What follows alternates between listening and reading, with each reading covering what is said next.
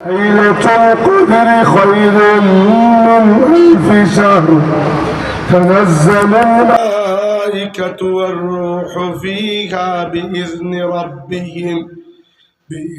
ربهم من كل أمر سلام هي حتى مطلع الفجر صدق الله مولانا العظيم درشي پڑھن صلى الله على سيدنا ومولانا محمد وعلى آله وأصحابه وسلم صلى الله على سيدنا ومولانا محمد وعلى آله وأصحابه وسلم भाई माइकेर साउंडটা বাড়াইয়া দিয়ে একটু হ্যাঁ দেহপাড়া বাজার বাইতুল মামুর জামে মসজিদের উদ্যোগে আজকের এই 26তম ইসলামী সুন্নি মহাসম্মেলনে উপস্থিত সম্মানিত সভাপতি মোহতারাম আলহাজ মোহাম্মদ আব্দুল হামিদ আলহাজ আব্দুল ওয়াহিদ হাফিজ কারি শফিকুল ইসলাম জিয়া জনাব মোহাম্মদ আফরুজ মিয়া সহ এলাকার গণ্যমান্য শ্রদ্ধেয় মুরব্বিয়ান আমন্ত্রিত উলামায়ে কেরাম এবং সম্মানিত হাজিরিন, আপনাদের সবাইকে মুবারকবাদ জানাই এবং আল্লাহ রাব্বুল ইজ্জতের শাহী দরবারে শুকর আদায় করি। আল্লাহ পাক আমাদেরকে মাহফিলে শরীক হওয়ার তৌফিক দান করেছেন, আলহামদুলিল্লাহ। আপনারা জেনেছেন, গলা শুনেও বুঝতে পারছেন, আমি গতকাল রাত পর্যন্ত ভালো ছিলাম। রাতে কি হয়েছে আমি জানি না, সকালে উঠে দেখি গলা রাজহাঁসের মতো হয়ে গেছে। সারাদিন এটা ওটা খেয়েছি, গরম চা থেকে শুরু করে মধু থেকে সব কিছুই হয় নাই। এখন আওয়াজ বের হচ্ছে। আমি আমার ছোটো ভাইকে নিয়ে চলছি। আগে একটা মাহফিলে ছিলাম, ওই মাহফিল ছিল কোন জায়গায় জানি মামু, রাহেলা, আজমিরিগঞ্জ পার হয়ে আরো 15 কিলোমিটার দূরে। ওইখান থেকে আসছি, ওইখানে উনি বয়ান করছেন। এখন দেখতেছি গলায় আওয়াজ আসছে। যদি আপনারা এই আওয়াজটা সহ্য করতে পারেন, আমি কিছু কথা বলতে চাই। আচ্ছা ঠিক আছে, তুমি বুঝতাম। আচ্ছা ভাই আমাকে দাওয়াত দিয়েছিলেন, দাওয়াতটা ছিল আগামীকালকে। আগামীকাল আমার ফ্লাইট ছিল আগামী পরশু। ফ্লাইটটা তারা প্রিপন করেছে, এগিয়ে এনেছে। এই জন্য আগামীকালকে আমাকে রাতেই রওনা দিয়ে দিতে হবে। তাই উনাকে আমি জানিয়েছি বহু আগে, উনি আমার জন্য মাহফিলটা নিয়ে এসেছেন এখানে। এখন যদি আজকে আমি বের না হই, এর জন্য আল্লাহর কাছে জবাবদিহি করতে হবে। তাই আমার আব্বা বলেছেন তুমি যাও, কি ওইখানে বসো, বসে যদি কথা বলতে না পারো তাহলে কমসে কম তারা লজ্জা পাবে না। এই জন্য আমি চলে এসেছি। তো যাই হোক, কথা যখন চলে এসেছি একটু কম সময় বলবো, 40 মিনিট কিন্তু বলবো। দেখেন, সামনে আমরা রমজান মাস ওয়েলকাম করছি। রমজান মাস মনে রাখবেন একটা কথা, আল্লাহ তাবারাকা ওয়া তাআলা তার বান্দাদেরকে যত নিয়ামত দিয়েছেন, আমাকে গরম চা দেন, উত্তরানো গরম। আচ্ছা, যত নিয়ামত দিয়েছেন তার মধ্যে রমজান মাস হচ্ছে সবচেয়ে বড় নিয়ামত সমূহের মধ্যে একটা নিয়ামত। রমজান মাসের এত এত ফজিলত রয়েছে। আমি মাত্র 40 মিনিটে কিছু বলবো এবং আমি চাইবো আপনারা এভাবে শুনবেন যেন এই রমজান মাসটা আপনার জীবনের অন্যরকম একটা ব্যতিক্রমী রমজান হয়। এর আগে এরকম রমজান আপনার জীবনে হয়তো আসে নাই। আপনাকে অতিরিক্ত কিচ্ছু করা লাগবে না, যা এতদিন করেছিলেন করবেন। শুধু আমি ছোটো ছোটো কয়টা জিনিস শিখিয়ে দিব, ওইগুলা করবেন। যদি করেন হাসরের ময়দানে আপনি আমাকে ধন্যবাদ দেবেন ইনশাআল্লাহ। কারণ রমজান মাসে আল্লাহর নৈকট্য লাভ করা এত সহজ, কিচ্ছু করা লাগবে না আপনার। এমনিতেই আপনার গুনাহ মাফ হয়ে যাবে, এমনিতেই আপনি আল্লাহর নিকটে চলে যাবেন।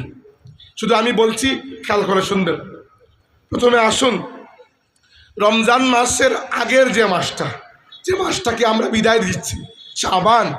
এই শাবান মাসকে বলা হয় রমজানের প্রস্তুতির মাস। আল্লাহ নবী বলেছেন যে আফসুস, আমার উম্মত রজব এবং রমজানের মধ্যখানের মাসটা গাফলতির মধ্যে কাটিয়ে দেয়। তার মানে কি? তার মানে হচ্ছে গাফলতির মধ্যে কাটানো উচিত নয়।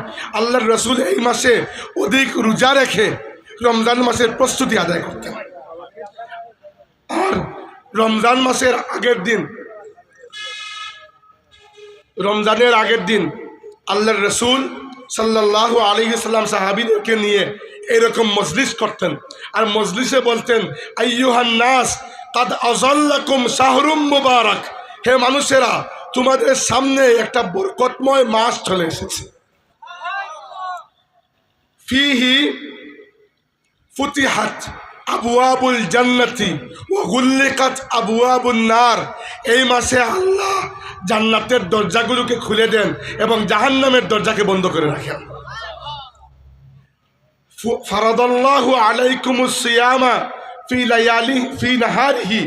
এই রমজান মাসের দিনের বেলা আল্লাহ পাক রোজা রাখাকে তোমাদের জন্য ফরজ করে দিয়েছেন। ওয়া কিয়ামান তাতাওয়ান, এবং রাতে নফল ইবাদত করাকে অধিক সওয়াবের বিষয় বানিয়ে দিয়েছেন। ফিহি লাইলাতুন, এই মাসে এমন একটা রাত রয়েছে, খায়রুম মিন আলফি শাহরিন, যে এক রাত 1000 মাসের চাইতে উত্তম। মান হুরিমা মিনহা ফাকাদ হুরিমা, যে ব্যক্তি এই এক রাতের নিয়ামত সমূহ থেকে মহরুম থেকে গেল, বঞ্চিত হলো, সে আল্লাহর তামাম নিয়ামত থেকে বঞ্চিত হয়ে গেল। এই জন্য এই মাসের ব্যাপারে গুরুত্বপূর্ণ 4-5টা কথা বলবো, বেশি নয়। হাজিরিন, প্রথমে আসুন, রমজান মাস কিসের মাস? হুট করে আপনি বলবেন রোজার মাস। না, রোজার মাস ওটা পরে, এর আগেও রমজানের একটা পরিচয় আছে। কুরআন শরীফে আল্লাহ বলেছেন, শাহরু রমাদান আল্লাযী উনজিলা ফীহিল কুরআন। রমজান মাসে কুরআন শরীফকে নাজিল করা হয়েছে। এই আয়াতের শেষের দিকে গিয়ে আল্লাহ বলেছেন, ফামান শাহিদা মিনকুমুশ শাহরা, যেহেতু কোরআন নাজিল হয়েছে এই মাসে, অতএব যে ব্যক্তি এই মাস পায়, ফালিয়াসুমহু, সে যেন এই পুরো মাস রোজা পালন করে। তাহলে আমি যদি বলি যে রমজান যতটুকু রোজার মাস অতটুকু কোরআন শরীফের মাস, তাহলে ভুল কথা বলা হবে না। কোরআন শরীফ আল্লাহর কালাম। আল্লাহর অন্যান্য আসমানি কিতাবগুলো, তাওরাত, জাবুর, ইনজিল, এগুলো শুধু আল্লাহর কিতাব, এগুলো আল্লাহর কালাম নয়। কোরআন একমাত্র কিতাব যেটা আল্লাহর কিতাব এবং আল্লাহর কালাম। কিভাবে? তাওরাত কিতাবকে আল্লাহ রাব্বুল আলামিন ফেরেশতাদের মাধ্যমে লিখিয়ে তখ্তের উপর কাঠের টুকরোতে মুসা আলাইহিস সালামকে দিয়ে দিয়েছে, নাও মুসা, এটাই তাওরাত। অন্যান্য কিতাব আল্লাহ লিখিয়ে পাঠিয়ে দিয়েছেন। কোরআন শরীফকেও আল্লাহ লিখেছেন, তখ্তের উপর নয়, ফি লাউহিম মাহফুজ, আল্লাহর কাছে সংরক্ষিত একটা জায়গায়। কিন্তু দুনিয়াতে আল্লাহ কোরআন শরীফকে লিখে পাঠান নাই। যখন দুনিয়াতে পাঠানোর প্রয়োজন হয়েছে, আল্লাহ রাব্বুল আলামিন প্রত্যেকবার ফেরেশতা জিবরাইলকে ডাক দিয়েছেন।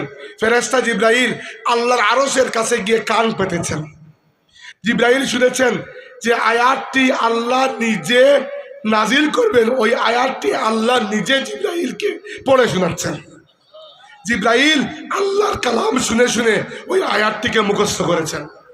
যখন জিবরাইল ওই কালাম নিয়ে, কুরআন শরীফের ওই নির্দিষ্ট আয়াত নিয়ে নবীর কাছে আসতে শুরু করেছেন, আসমানের ফেরেশতারা জিজ্ঞেস করেছে, ইয়া জিবরিল মাজা ক্বাল রাব্বুক, হে জিবরাইল তোমার রব আজকে কি বলেছেন? ফেরেশতাদের আগ্রহ, আজকে কোন আয়াত নাজিল হয়েছে। এখন জিবরাইল আলাইহিস সালামের একটা নাম হচ্ছে আমিন। জিবরাইল আমিন, মানে তিনি আমানতদার। তিনি নবীর কাছে কোরআন দেওয়ার আগে অন্য কারো কাছে দিবেন না।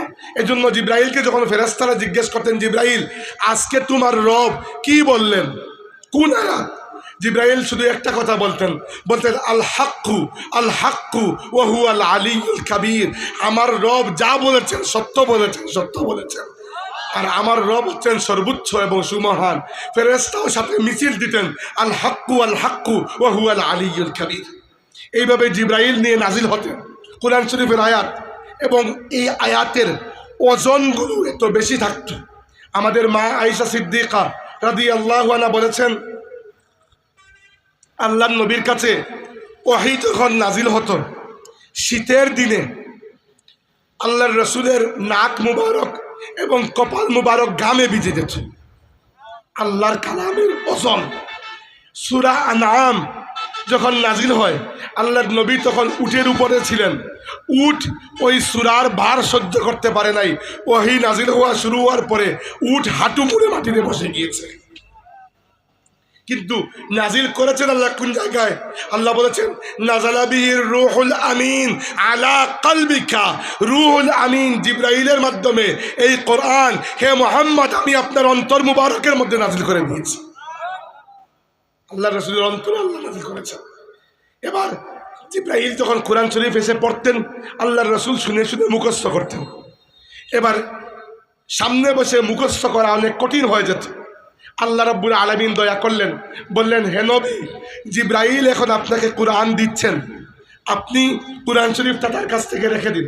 বসেন, কোরআন শরীফ তার কাছ থেকে রেখে দিন। ইন্না আলাইনা জামাহু ওয়া কুরআনা, এই কোরআনকে আপনার সিনার মধ্যে জমা করা এবং আপনাকে কোরআন পড়িয়ে শেখানোর দায়িত্ব আমি আল্লাহ নিজের হাতে নিয়ে নিয়েছি। আমাদের নবীর আসল শিক্ষক আল্লাহ তাবারাকা ওয়া তাআলা। আল্লাহ বলেছেন ফাইজা করানাহু ফাত্তাবি কুরআনা, হে নবী যখন আমি আল্লাহ আপনাকে কোরআন পড়াবো আমার সঙ্গে পড়ে পড়ে আপনি শিখে যাবেন। রাসূলুল্লাহ কোরআন শিখেছেন, আল্লাহর নবী সাল্লাল্লাহু আলাইহি ওয়াসাল্লাম বলেছেন, সাহাবীরা শুনে শুনে শিখেছেন, সাহাবীরা তিলাওয়াত করেছেন, তাদের ছাত্ররা শিখেছেন, তাদের ছাত্ররা তিলাওয়াত করেছেন, তাদের ছাত্ররা শুনেছেন। এইভাবে তিলাওয়াত করা এবং শোনার মাধ্যমে আজকে কোরআন শরীফ আমাদের হাতে এসে পৌঁছে গেছে আলহামদুলিল্লাহ। পৃথিবীতে অন্য কোনো কিতাবের এই মর্যাদা নাই। আজকে যদি পৃথিবীর শ্রেষ্ঠতম কোনো কবি, ধরলাম আমরা আমাদের বাংলা ভাষার শ্রেষ্ঠ কবিদের মধ্যে একজন হচ্ছে রবীন্দ্রনাথ ঠাকুর, তো রবীন্দ্রনাথ ঠাকুরের সমস্ত কবিতার বই যদি আমি জ্বালিয়ে দিই, আল্লাহ না করুক বলছি একটা কথা, আর জীবনে রবীন্দ্রনাথ ঠাকুরের কবিতা আর উদ্ধার হবে না, কারণ দুনিয়াতে কোনো হাফিজে রবীন্দ্রনাথ নাই। কিন্তু আল্লাহ মাফ করুক, কাল যদি দুনিয়াতে কেউ কোরআন শরীফের সমস্ত কপি জ্বালিয়ে দেয়, আমরা 24 ঘন্টার মধ্যে লিখে ফেলতে পারবো না। দুনিয়াতে এরকম কোটি কোটি হাফিজের কোরআন আছে না, এইটাই কোরআন শরীফের মুআজিজা। আচ্ছা, যেটি বলছিলাম, রমজান মাসে আল্লাহ কোরআন শরীফ নাযিল করেছেন, প্রথমবার ওহী এসেছে রমজান মাসে। এবার রমজান মাসে সবচেয়ে বড় ইবাদত হচ্ছে রোজা, এতে সন্দেহ নেই। কিন্তু মনে রাখবেন আল্লাহর রাসূল সাল্লাল্লাহু আলাইহি ওয়াসাল্লাম একবার মসজিদে খুতবা দেওয়ার জন্য মিম্বরে উঠছিলেন। মিম্বরের, ভালো করে শুনেন, মিম্বরের প্রথম সিঁড়িতে পা রেখে আল্লাহর নবী বললেন আমিন। 2 নম্বর সিঁড়িতে পা রাখলেন, রেখে বললেন আমিন। আবার 3 নম্বর সিঁড়িতে পা রেখে বললেন আমিন। সাহাবীরা জিজ্ঞেস করলেন ইয়া রাসূলুল্লাহ, আজকে বড় আশ্চর্য একটা জিনিস দেখতে পেয়েছি, আগে কখনো দেখি নাই। আপনি তো এরও আগে মিম্বরে বহুবার উঠেছেন, কখনো আমিন বলেন নাই। আজকে মিম্বরের 3 সিঁড়িতে পা রেখে 3 বার আপনি আমিন আমিন আমিন বলেছেন, কি জন্য? আল্লাহ রাসূল বললেন, শুনো জিবরাইল, শুনো আমার সাহাবীরা, আমি মিম্বরের প্রথম সিঁড়িতে পা রাখা মাত্র আল্লাহর ফেরেশতা জিবরাইল আলাইহিস সালাম এসে হাজির হয়ে গেলেন। আমাকে বললেন ইয়া রাসূলুল্লাহ, যে ব্যক্তি তার মা বাবাকে হায়াতে পেল, তাকে মা বাবাকে, আর মা বাবাকে সন্তুষ্ট করে জান্নাতে যেতে পারল না, তার নাকে মাটি লাগুক। নাকে মাটি লাগা মানে সে বরবাদ হয়ে যাক। আল্লাহর নবী এই কথাকে সমর্থন দিয়ে বললেন আমিন। মানে যে ব্যক্তি মা বাবাকে পেল আর মা বাবার খেদমত করেও জান্নাতে যেতে পারলো না, তার জন্য আর জান্নাতে যাওয়া বড় কঠিন হয়ে যাবে। 2 নম্বর সিঁড়িতে পা রেখে জিবরাইল বললেন ইয়া রাসূলুল্লাহ, যে ব্যক্তি রমজান মাসকে পেল আর রমজান মাসকে কাজে লাগিয়ে তার জীবনের সমস্ত গুনাহ আল্লাহর কাছ থেকে মাফ করাতে পারলো না, সে বরবাদ হয়ে যাবে। নবী স্বীকৃতি দিয়ে বললেন আমিন। 3 নম্বর সিঁড়িতে পা রাখার পরে জিবরাইল বললেন ইয়া রাসূলুল্লাহ, যে ব্যক্তির সামনে আপনার নাম মুবারক উচ্চারণ করা হলো আর সে দুরূদ পড়ল না, সেও বরবাদ হয়ে যাবে। আল্লাহর নবী বললেন আমিন। মানে যে ব্যক্তির সামনে বলা হলো মুহাম্মদ আর সে সাল্লাল্লাহু আলাইহি ওয়াসাল্লাম পড়ল না, সে বরবাদ হয়ে যাবে। এই জন্য যতবার আপনার সামনে আল্লাহর রসুলের নাম মুবারক উচ্চারণ করা হবে, মুহাম্মদ, আমাদের নবীর কয়টা নাম? রাসূলুল্লাহ বলেছেন লি খামসাতু আসমা, আমার 5টি নাম। কয়টা? 5টা। বলেছেন আনা মুহাম্মদ, আমার নাম হচ্ছে মুহাম্মদ। ও আনা আহমদ, আমার নাম হচ্ছে আহমদ। ও আনাল মাহি, আমার নাম হচ্ছে মাহি। আল্লাযী ইয়ামহুল্লাহু বিল কুফর, মাহি এজন্য আমার নাম। মাহি মানে হচ্ছে যিনি সব কিছুকে মিটিয়ে দেন। আমি হচ্ছে মাহি, আল্লাহ আমার মাধ্যমে দুনিয়া থেকে কুফরিকে মিটিয়ে দিয়েছেন। ও আনাল হাসির, আমার 4 নম্বর নাম হচ্ছে হাসির। হাসির হচ্ছে সে আল্লাযী ইউহশারুন নাসু আলা কাদামাই, আমার কদমের চারপাশে কিয়ামতের দিন মানুষকে আল্লাহ জড়ো করবেন। এই জন্য আমি হাসির। হাসির মানে হচ্ছে যে সবাইকে সমাবেত করে। আমি কিয়ামতের দিন দাঁড়াবো আর আমার আশেপাশে মানুষ ঘুরবে। ও আনাল আকিব, আর আমার 5 নম্বর নাম হচ্ছে আকিব। আকিব মানে হচ্ছে কি, আল্লাহ নবী বলেছেন আল্লাযী লাইসা বা'দাহু নাবিয়্যুন। আকিব মানে হচ্ছে সেই ব্যক্তি যার পরে আর কোনো নবী আসবেন না। তো আমাদের নবী 5টা নাম, মুহাম্মদ, আহমদ, মাহি, হাসির, আকিব সাল্লাল্লাহু আলাইহি মাজমাইন। তো আল্লাহ নবী সাল্লাল্লাহু আলাইহি ওয়াসাল্লাম কি বলেছেন আমাদেরকে? বলেছেন যে ব্যক্তি রমজান মাস পায় আর রমজান মাসকে কাজে লাগিয়ে তার জীবনের তামাম গুনাহ আল্লাহর কাছ থেকে মাফ করাতে পারে না, সে বরবাদ। এবার আপনি বলবেন রমজান মাসে কিভাবে গুনাহ মাফ করাবো? কিচ্ছু করা লাগবে না, এমনি মাফ হবে। কিভাবে? আল্লাহ নবী বলেছেন মান সামা রমাদান, মান সামা রমাদান, যে ব্যক্তি রমজানের রোজা রাখে। রোজা তো সবাই রাখি আমরা, তাই না? নতুন করে বলার কিছু নাই।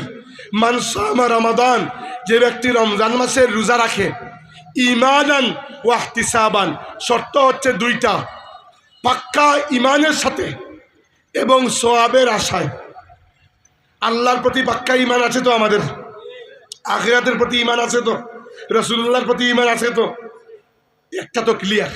2 নম্বরটা ইহতিসাবান, রোজা শুধু এজন্য রাখবেন না যে আল্লাহ ফরজ করেছেন, বরং এজন্য রাখবেন যে রাখলে আমার রব খুশি হবেন। এজন্য রাখবেন যে এর বিনিময়ে আমি অনেক বড় বিনিময় চাই, প্রতিদান চাই। চাই কিনা? আমরা চাই। আল্লাহ নবী বলেছেন যে ব্যক্তি বুকের মধ্যে ঈমান নিয়ে আর আল্লাহর কাছে বিনিময়ের আশা নিয়ে রোজা রাখবে, রমজানের এই 30টা রোজা রাখবে, গুফিরা লাহু মা তাকাদ্দামা মিন যামবিহি, এই ব্যক্তি জন্ম থেকে নিয়ে এই দিন পর্যন্ত তামাম জিন্দেগিতে যত গুনাহ করেছে, রোজার বিনিময়ে আল্লাহ তার জীবনের তামাম গুনাহকে মাফ করে দেবে। তো দেখেন, রোজা তো আমরা সবাই রাখি, শুধুমাত্র নিয়তটাকে খুবই ক্লিয়ার করতে হবে। প্রথমটা হচ্ছে আল্লাহ আমি রোজা রাখছি কারণ আমি তোমাকে বিশ্বাস করি। আল্লাহ বলেছেন আস-সাওমু লি ওয়া আনা আজজি বিহি, দুনিয়ার সমস্ত কাজের একটা বিনিময় দুনিয়াতে আছে, আখিরাতে আরেকটা আছে। শুধু রোজায় বিনিময় নাই। আস-সাওমু লি, বান্দা রোজা রাখে শুধু আমি আল্লাহর জন্য। ওয়া আনা আজজি বিহি, রোজার প্রতিদান একমাত্র আমি আল্লাহ। আল্লাহ নবী বলেছেন লিসাইমি ফারহাতানি, রোজাদার ব্যক্তির জন্য 2টা খুশির মুহূর্ত আছে। 2টা, ফারহাতুন ইনদাল ফিতরি, একটা হচ্ছে ইফতারের সময়। আপনি চিন্তা করে দেখেন, অন্য সময়ের অনেক ভালো খাবারের চাইতে ইফতারের সময় অনেক নর্মাল খাবারও আপনার কাছে অনেক খুশির কারণ হয়ে দাঁড়ায়। আল্লাহ নবী বলেছেন রোজাদারের জন্য 2টা খুশি, ছোট খুশি ইফতার, আর বড় খুশি ইনদা লিকাই রাব্বিহি, সে যে রোজা রাখছে এর বিনিময়ে জান্নাতে তার রব সরাসরি তাকে মুলাকাত দিয়ে দেবেন। হাদিসে এসেছে জান্নাতের বড় বড় গেটগুলোর মধ্যে একটা গেট হচ্ছে আর রাইয়ান। এই রাইয়ান গেট দিয়ে শুধুমাত্র তারা প্রবেশ করবে যারা দুনিয়াতে থাকতে রোজাদার ছিল। তাইলে আমি আপনাদেরকে কখনোই বলছি না আপনারা রোজা রাখবেন, রোজা আপনারা সবাই রাখবেন আমি জানি। আমি আপনাদেরকে বলছি 2টা কথা। একটা হচ্ছে রোজা রাখার সময় ঈমানের সাথে এবং সওয়াবের আশায় রোজা রাখবেন।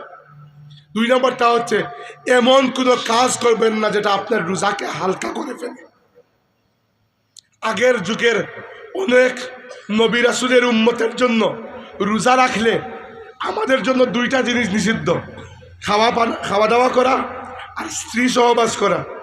অন্য নবীদের উম্মতের জন্য কথা বলাও নিষিদ্ধ ছিল, আমাদের জন্য কথা বলাকে আল্লাহ জায়েজ করে দিয়েছেন। কথা বলাকে জায়েজ করেছেন রোজা অবস্থায়। তো আপনি কি সারাদিন বসে বসে খালি গিল্লা করবেন? এই জন্য আমার পরামর্শ আপনাদের কাছে ছোট ভাই হিসাবে, রোজা মাসে দিনের বেলা যথাসম্ভব কম কথা বলার চেষ্টা করবেন। হ্যাঁ, প্রয়োজনীয় কথা বলবেন, কিন্তু যথাসম্ভব কম কথা বলবেন। কারণ কি, কথা বললেই মুখ দিয়ে মিথ্যা কথা আসবে, গীবত আসবে, পরনিন্দা আসবে, ফাউল কথা আসবে। আর আল্লাহর রসুল পুরো শক্ত করে ধমক দিয়েছেন আমাদেরকে। ধমক বলেছেন, মাল্লাম ইয়াদা কাউলা জুরি ওয়াল আমালা বিহি ফালাইসা লিল্লাহি হাজাতুন আন ইয়াদা তাআমাহু ওয়া শারাবাহু। যে ব্যক্তি আল্লাহর জন্য রোজা অবস্থায় খারাপ কথা বলা আর খারাপ কাজ করা বাদ দিতে পারলো না, আল্লাহর কোনো গরজ নাই, সে রোজা রাখলে রাখুক, না রাখলে নাই। আপনি যদি রোজা অবস্থায় খারাপ কথা বলা আর খারাপ কাজ করা বাদ দিতে না পারেন, আল্লাহর কোনো দরকার নাই, আপনার রোজা আর উপাস করা একই বরাবর হয়ে যাবে। আপনি তো আর আল্লাহর সন্তুষ্টির জন্য রোজা রাখছেন, ডায়েট করার জন্য তো রাখছেন না। তো এই জন্য রোজাকে হালকা করবেন না। কি করবেন, ওই সময় বেশি করে তিলাওয়াত করবেন। মনে রাখবেন একটা কথা, আল্লাহ নবী ইসলাম বলেছেন, আল মাহিরু বিল কোরআনি মা সাফারাতিল কিরামিল বারারা। যে ব্যক্তি আওয়াজ করে আপনার মোবাইল নাকি, আল্লাহ নবী ইসলাম বলেছেন, আল মাহিরু বিল কোরআনি মা সাফারাতিল কিরামিল বারারা। মানে হচ্ছে, যে ব্যক্তি উত্তমভাবে কোরআন পাঠ করতে পারে তার হাসর হবে কিয়ামতের দিন আল্লাহর সম্মানী ফেরেশতাদের সাথে। আপনি বলবেন যে ভাই আমি তো সুন্দর করে তিলাওয়াত পারি না, তো আমার কি হবে? আপনার জন্য ব্যবস্থা আছে। আল্লাহর রাসূল বলেছেন, ওয়াল্লাযী ইয়াকরাউল কুরআনা ওয়া ইয়াতাতাউ ফীহি ওয়া হুয়া আলাইহি শাক্কুন লাহু আজরান। আর শুনে রাখো, আমার যে উম্মত কোরআন তিলাওয়াত করার চেষ্টা করে কিন্তু বারবার আটকে যায়, তাকে বানান করে করে পড়তে হয়, অনেক কষ্ট হয়, কিন্তু বাদ দেয় না, তিলাওয়াত করে করে যায়, আল্লাহ তাকে কোরআনের ওই আলিমের চাইতে 2 গুণ বেশি সওয়াব দান করবেন। তাইলে মনে রাখবেন, কবরে গিয়ে আফসোস করে লাভ নাই। আল্লাহ নবী বলেছেন, আল কোরআনু শাহিদুল লাকা আও আলাইকা। কোরআন কিয়ামতের দিন আপনার পক্ষে আল্লাহর কাছে সাক্ষী দিবে, নইলে আপনার বিপক্ষে আল্লাহর কাছে সাক্ষী দিবে। এইটা আপনার উপরে, আপনি কোরআনকে আপনার পক্ষে সাক্ষী বানাবেন নাকি বিপক্ষে বানাবেন। হাজিরিন, রমজান মাসে কোরআন শরীফটা খুলে বসবেন। আমি বলছি না যাবতীয় কাজ বাদ দিয়ে দেন, না, আপনি দোকানদার, দোকানে বসে আছেন, ক্যাশের মধ্যে কোরআন শরীফটা খুলে রাখুন। কেউ যদি আসে গল্প করতে, বলবেন ভাই গল্প হবে তারাবির পরে, তারাবির পরে চা খেয়ে পান খেয়ে আরামসে গল্প। খালি পেটে কিসের গল্প? আবার গল্প করলেই ঝগড়া লাগবে, গল্প করলেই মিথ্যা কথা আসবে। আর আমাদের স্বভাব হচ্ছে মানুষের গীবত করা, গীবত হচ্ছে কবিরা গুনাহ। তো আমাদের রোজা তো রাখলাম কষ্ট করে, সওয়াব যদি কম হয়ে যায় লাভ কি? আর ওদিকে দেখুন, কুরআন শরীফের এক হরফে আল্লাহ 10টা নেকি দেন। আলিফ লাম মিম হয়ে গেছে 30 নেকি, এটা 3 হরফ। আর হাদিসে এসেছে, আল্লাহ নবী বলেছেন, রমজান মাসে আল্লাহ প্রত্যেকটা আমলের সওয়াবকে 10 থেকে শুরু করে 700 গুণ পর্যন্ত বাড়িয়ে দিয়ে দেন। আমি আর আপনার কাছে আর কত বিস্তারিত বলবো বলেন আমাকে। এই হচ্ছে রমজানের দিনের বেলা। এবার আসুন রমজানের রাতের বেলা। রমজান মাসের রাত আল্লাহ দিয়েছেন কিয়ামুল লাইলের জন্য। আল্লাহ নবী এবং সাহাবীরা প্রথম দিকে সারা রাত আল্লাহর সামনে দাঁড়িয়ে থাকতেন, সারা রাত।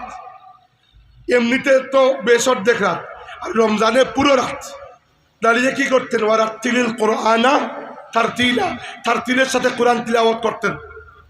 তো যখন সাহাবীদের কাজকর্ম বেড়ে গেল, ইসলামী রাষ্ট্র গঠন হলো, কারো সকালে জিহাদের কাজ, কারো ব্যবসার কাজ, কারো কৃষি কাজ, তো আল্লাহ রাব্বুল আলামিন বললেন সারা রাত দাঁড়ানোর দরকার নেই, তোমরা রাতের কিছুটা অংশ দাঁড়ালেই হবে। এই জন্য পরবর্তীতে 8 রাকাত তাহাজ্জুদের নামাজ বের করা হয়েছে। প্রথমে তাহাজ্জুদ ছিল না, প্রথমে ছিল কিয়ামুল লাইল, পুরো রাত দাঁড়ানো আল্লাহর সামনে। এরপরে যখন পরবর্তীতে সাহাবীদের অনেক কাজ বেড়ে গেছে। আল্লাহ বলেছেন ইন্না রাব্বাকা হুয়া আ'লামু আন্নাকা তাকুমু আদনা মিন সুলুসাইল লাইলি ওয়া নিসফাহু ওয়া সুলুসাহু ওয়া তাইফাতুম মিনাল্লাযিনা মা'আক। আল্লাহ বলেছেন যে আল্লাহ ভালো করে জানেন আপনি হে নবী আর আপনার সঙ্গে সাহাবীরা সারা রাত দাঁড়িয়ে থাকেন। এখন থেকে আল্লাহ শিথিল করে দিচ্ছেন, সারা রাত দাঁড়ানোর দরকার নাই, ওই 8 রাকাত পড়লেই হবে। আচ্ছা, আর আমরা তো নিয়মিত তাহাজ্জুদ আর পড়ি না, এই জন্য রমজান মাসে আমরা যেন পুরো রাত একবারে বেকার না কাটাই। এই জন্য যদি আমরা পরবর্তী রাতে ঘুমিয়ে যাই, তাই আগ রাতে আমাদের জন্য 20 রাকাত তারাবির ব্যবস্থা করা হয়েছে। এজন্য তারাবি এসেছে কি জন্য? যখন মানুষের আমল কমে গেছে তখন তারাবি এসেছে। যে পুরো রাত যদি না পারো, শেষ রাতে উঠে যদি তাহাজ্জুদ পড়তে না পারো, কমসে কম এতটুকু বদামল হয় না, এই 20 রাকাত তো পড়ে ঘুমা। তাই তারাবিকে শেষ মনে করবেন না, তারাবি A+ নয়, তারাবি হচ্ছে 33 মার্ক কোনো মতে বাস করছেন আপনি। বুঝতে পেরেছেন বিষয়টা? যে ব্যক্তি পরীক্ষায় পেয়েছে 83, একজন পেয়েছে 83 আর একজন পেয়েছে 33, পরে আবার খাতা দেখা হলো, দেখা গেল না দুইজনই 1 মার্ক করে বেশি পেয়ে গেছে।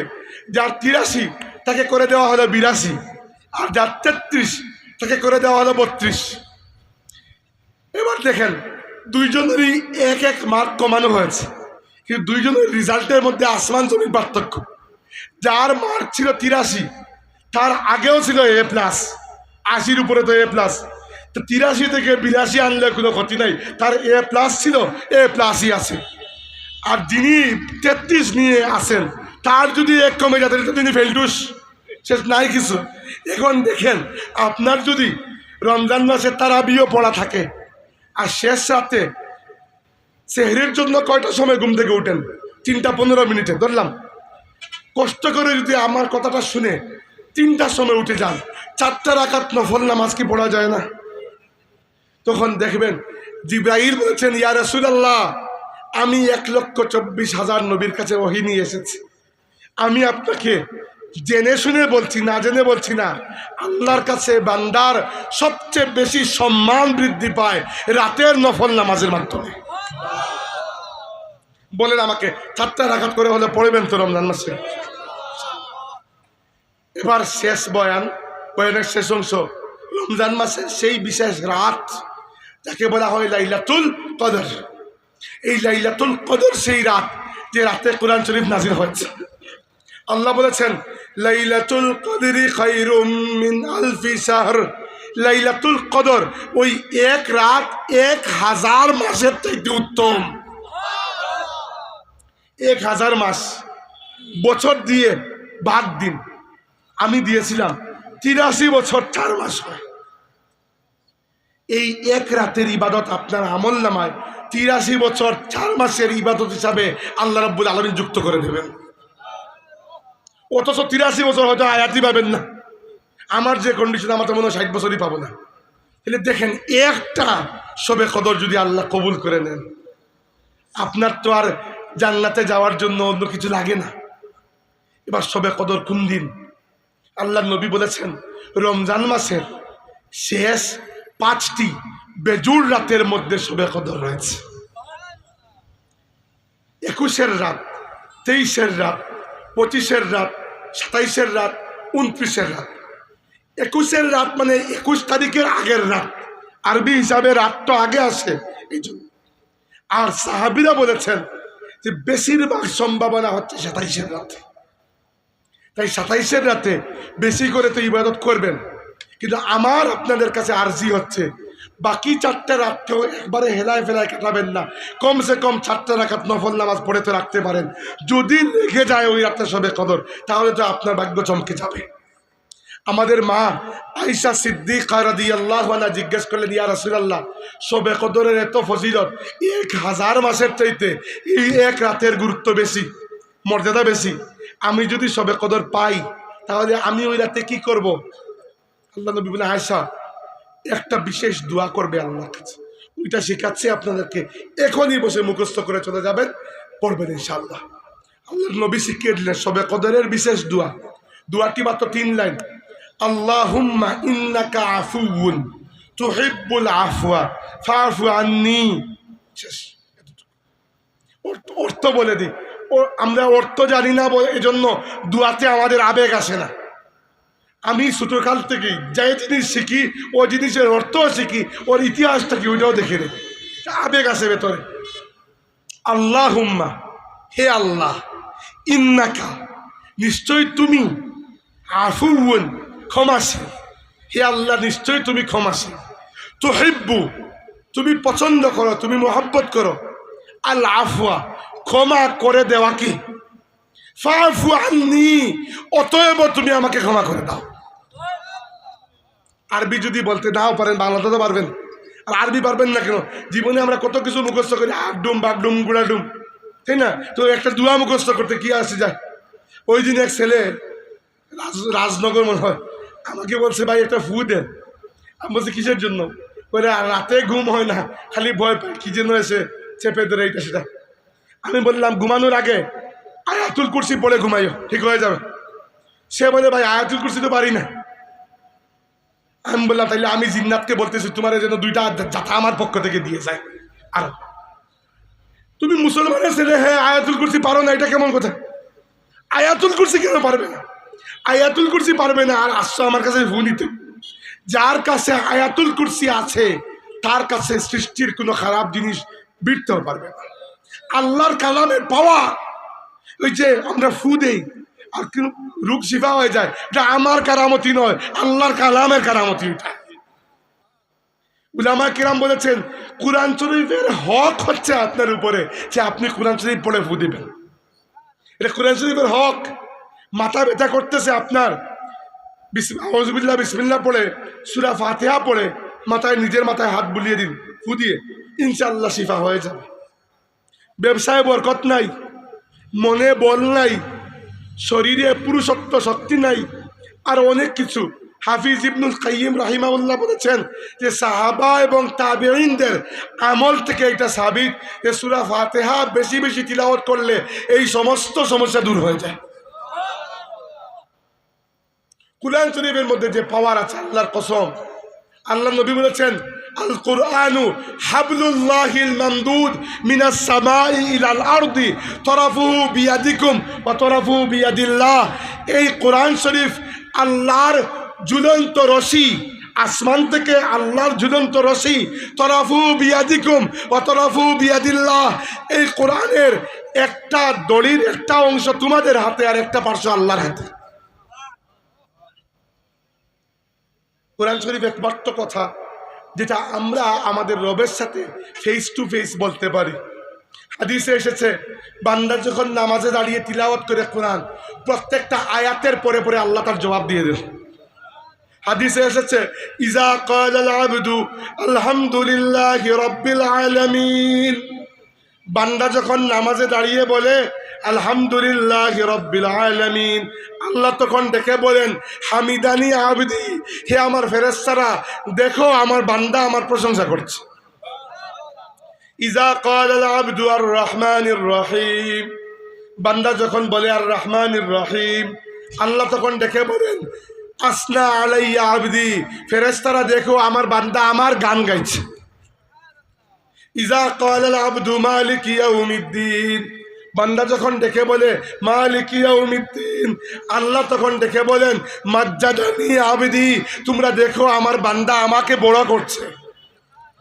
ইজা ক্বালাল আবদু ইয়াকা না'বুদু ওয়া ইয়াকা নাস্তাঈন, বান্দা যখন পড়ে 4 নম্বর আয়াত ইয়াকা না'বুদু, আমরা কেবল তোমারই ইবাদত করি, ওয়া ইয়াকা নাস্তাঈন, আমরা কেবল তোমার কাছেই সাহায্য চাই। আল্লাহ তখন ডেকে বলেন হাযা বাইনি ওয়া বাইনা আবদি ওয়া লিআবদি মা সাআল। শুনো ফেরেশতারা, সাক্ষী থাকো, এই আয়াতকে আমি 2 ভাগ করে আমার বান্দার মধ্যে 2টা সমান ভাগে ভাগ করে দিলাম। কিভাবে? আমার বান্দা বলেছে সে শুধু আমার ইবাদত করে আর আমার কাছেই সাহায্য চায়, ঠিক আছে, আমার বান্দার ইবাদতকে আমি রেখে দিলাম আর আমার সাহায্যকে আমার বান্দাকে আমি দিয়ে দিলাম। আর কোনো কিছু দিয়ে পারবেন না এরকম। তাইলে কোরআন নাজিরের রাত হচ্ছে সবে কদর। এই রাত যখন আপনারা পাবেন কি পড়বেন?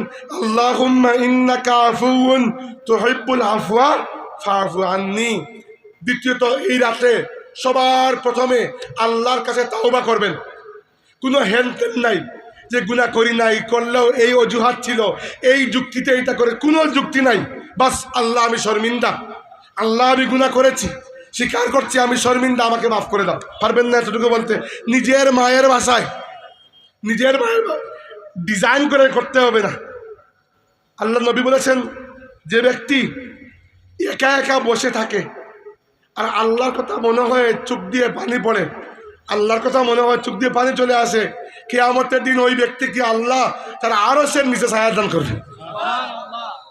রাজুলুন যাকারাল্লাহ ফিল খালাই ফাফাদাত আইনাহু।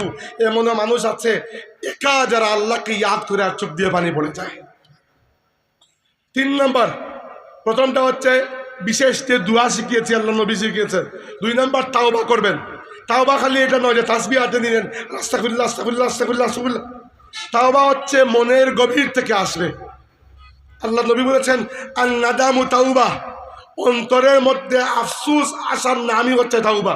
গুনাহ করার পরে যদি আফসোস আসে বাস তাওবা হয়ে যাবে।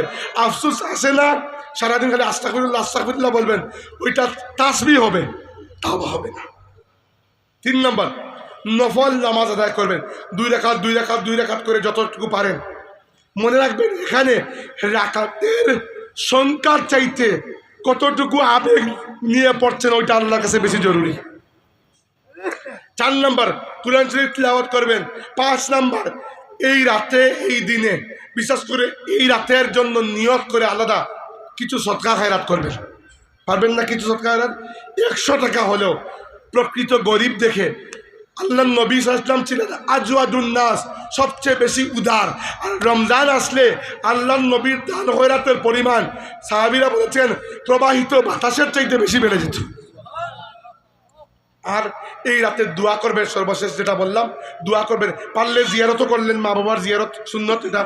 আর আপনি দোয়া করবেন খালি আপনার জন্য নয়, আপনার জন্য, আপনার পরিবারের জন্য, মৃত মানুষের জন্য, আল্লাহর নবীর পুরো উম্মতের জন্য। পারবেন না?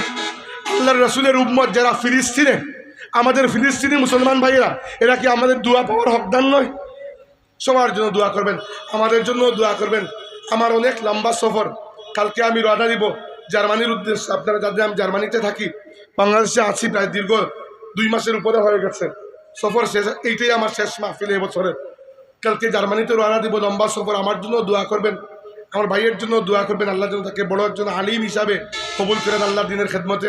ফুলতলি সাহেবের পুরো পরিবারের জন্য আপনারা দোয়া করবেন, আমরাও আপনাদের জন্য দোয়া করি। আল্লাহ পাক আমাদের বসা এবং শোনাকে কবুল করুন। ওয়া আখিরু দাওয়ানা আনিল হামদুলিল্লাহি রাব্বিল আলামিন। পাগলি নিয়ে আসুন ভাই।